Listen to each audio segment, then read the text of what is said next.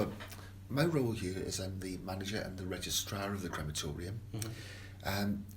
Effectively, what we are doing is ensuring that all the paperwork that arrives for each particular funeral is all present and correct, authorising the cremation to take place and ensuring that that takes place in a legal fashion.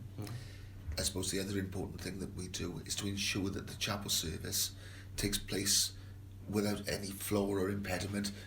Everything works, because we've only got one chance to get things right. It's got to be right, and we check, we double check, we triple check to make certain everything's in place to make that happen. Well, obviously on the day, people will begin to gather prior to the funeral.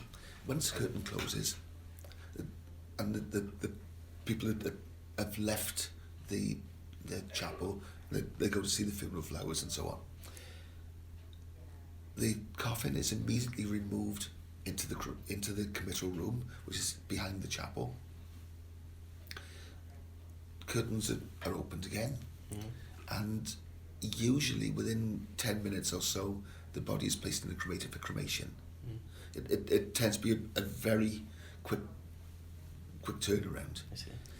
The cremation itself takes about an hour and a half or so, depending upon the body size, obviously. Once the last flicker of flame has died, the remains are raked down into another container in the cremator, where they are cooled then for about an hour. They then removed from that container, and the remains are ground down into effectively a fine powder, which is then suitable then for scattering or for burial. My role as a funeral director is to help guide bereaved families through the funeral process. So we're here to support families and to offer them all the choices and help them through all the paperwork side of arranging a funeral. We take care of the deceased, and we help the family, combined with other professionals, create a unique tribute for a unique life. I think it's helping other people.